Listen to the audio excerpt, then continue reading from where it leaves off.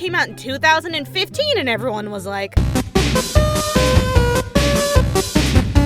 The game was extremely well received and really hit home with the niche indie audience that loved to scream in your ear about how awesome the game is but refuses to tell you why. With its basic design and gameplay, at first glance this game seems like any normal 2D adventure Earthbound clone. But it quickly shows its true bizarre colors with just how it approaches its battles and its characters and also doggies and pasta. But its simple, goofy design sort of makes it stand out from recent indie games, and boy oh boy does this thing have a cult following. And baby disclaimer, this is gonna be one of those knowing too much can kind of spoil some of the more shocking moments. So I will be leaving some details out, but no worries. I'll make sure you know the bare basics and that you don't completely dink up. But anyway, if you're new to this game, here are a few basic tips, tricks, and heads up for people who don't know about this game. So you play as the human, or knockoff genderless Dora the Explorer, because come on guys, just look at this dude. Once you pick your name in groovy fashion, you start the game after falling down some hole in the caverns, a dark evil place where an extremely bipolar flower that just needs a good hug tells you it's kill or be killed. Or is it?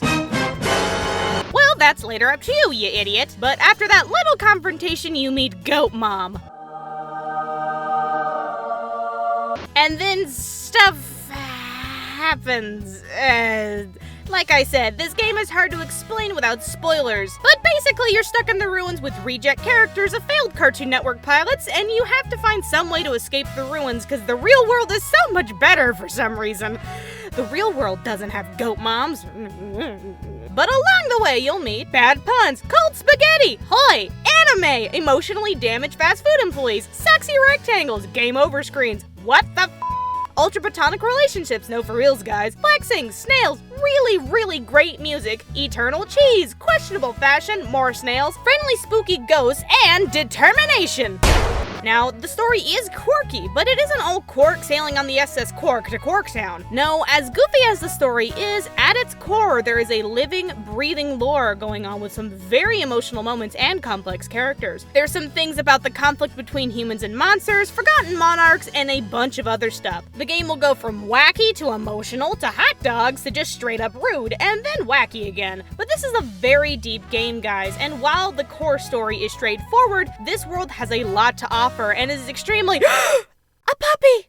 Okay, so to break it down, this game is a simple 2D adventure game where you'll be encountering monsters, picking up items, solving puzzles, and exploring to progress to the next place and eventually reaching the end. Straightforward, nothing that special. The game itself is pretty linear. Keep following the path, explore some of the bigger open side areas, meet some crazy people, maybe go on a date or two, punch a fish, flirt with a skeleton. It's a serious game, guys, don't look at me like that. And then some boss fights, you know, just Dora the Explorer stuff. Now, while the game can be blown through, it's just begging you to interact with it.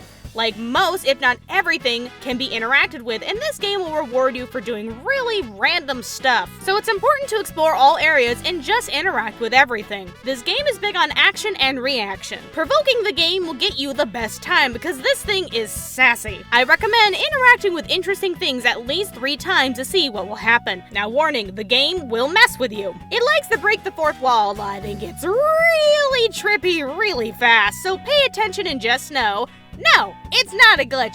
This is the real game.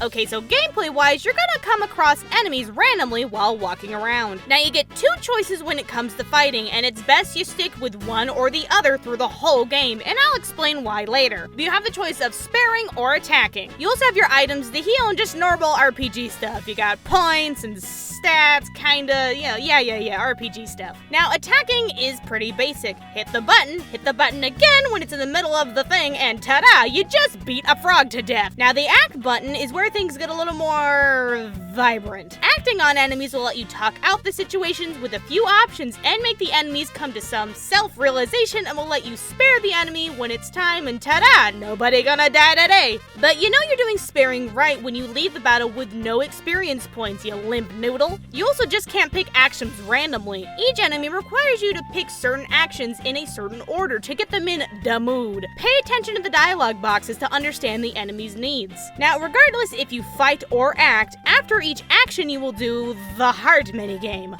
Basically, you're a little bitty tiny heart in this box, and it's don't get hit to not die. Avoid the white stuff and move around, and you're all good. All the fights use this minigame, but fair warning, the game will change things up by switching colors of the attacks and the heart itself. The game will explain what each color does, but things can change on a whim at any time, so stay alert. Now, the minigame itself can range from, oh, this isn't too bad, to Lord Almighty God is dead, and why is this sexy man destroying me with his legs? Ow! Jeez, ow, God, ow, stop it, God!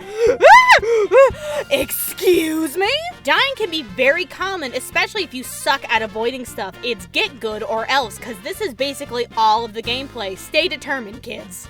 Now, this game is all about choice. One of the things people will tell you about this game is you can win without killing anything.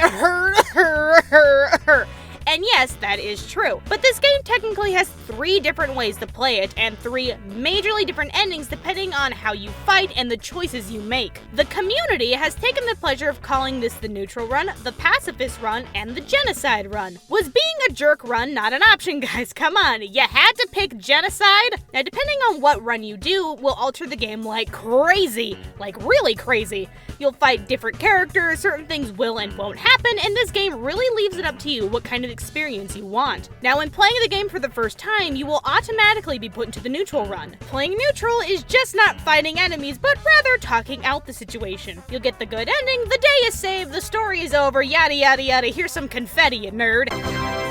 And after completing the Neutral Run, you'll be able to do the Pacifist, where the game will send you back to a certain point, you do certain things, the original ending changes, and then you get punched right in the feels, and I'm not crying.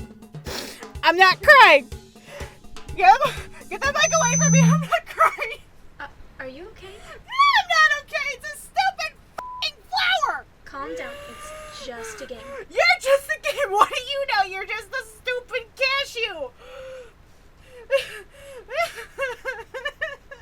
You know, your mic is still on, right? Wait, what? And then there's the Genocide Run, which requires you to do mega ultra specific things and is very, very hard and involves a lot of killing and not going to heaven because God saw, God is watching, and he knows what you did to Goat Mom. But if you're feeling like an awful person today, there will be a link below to how to successfully complete a Genocide Run, and a Pacifist if you're a good child. Okay, so while it gives you the choice, if you're playing for the first time, I cannot stress this enough, do not, I repeat, do not kill things in your first run. Don't hurt anyone, don't hurt anything, don't attack a single enemy, you monster! Except for the final boss, because this is a video game and you have to beat something, I guess. But for reals, guys, if you go hardcore homicidal maniac in this game, it will ruin later playthroughs. You'll have so much regret later down the line. I mean, just look at that face! Look at that face of guilt and shame! That face of deep emotion! That face! And don't be spiteful, you little nerd. I see you thinking about it. Oh, I'll show Buns. I'll kill everybody. No, don't do it. This game is extremely clever and way more clever than you. It will remember. The game never forgets your sins. I highly, highly, highly recommend playing it safe and being nice to everyone the first playthrough. It will have the best outcome and you can see the better stuff this game has to offer. Just spare everything all the time. Even the boss fights, just spare. Even the mean ones, because gosh dang it, everyone needs a second chance.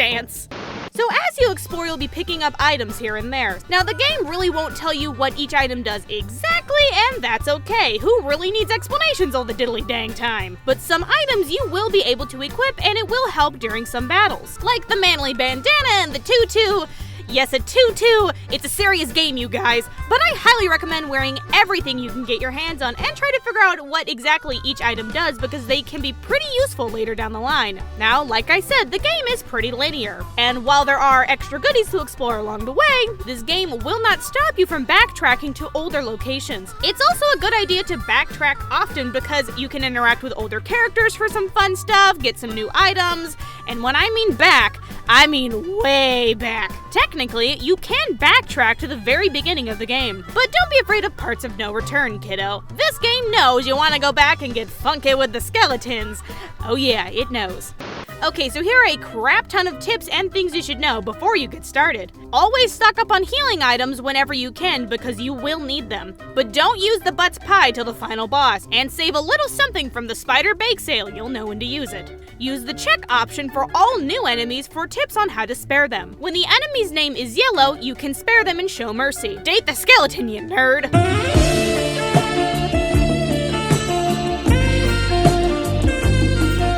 If your inventory is full, leave some stuff in the bottomless box and equip it when you need it. Blue means stop, orange means move. Staying in inns will overmax your health, good before boss fights. Naming your character after people in the game will cost some cool stuff. Don't be afraid to spend money, you guys. Keep petting the dog and keep buying the hot dogs. You can run away most fights at any time, even some bosses. Always look at the option the game gives you because they constantly change. Save often, you dink, it restores your health. You kinda need it. Secrets are still being found out about this game, guys. Want to see everything? Go check out some of the game's communities. Links below for all the hidden stuff.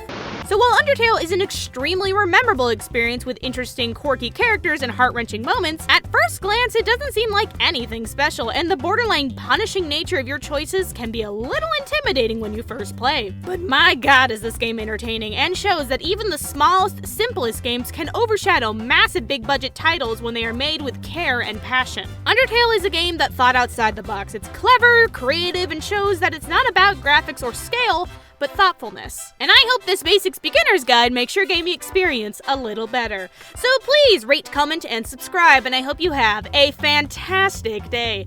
Hey, how's it going? Did you like this video? Well, if you did, why don't you go watch another one, you nerd? Also, why don't you go follow me on Twitter and Twitch so you can keep up to date on what's gonna happen next? And a big shout out to all these Twitter followers who sent in tips for this episode. And a huge thank you to LeonMan42 for buying me this game on Steam. And Kurohita and later Alligator for helping me get through this fever dream of a game and helping me with the script and tips. If you have any tips for this game or any future games, please leave a comment, tweet me, or send me a message. Later, nerds!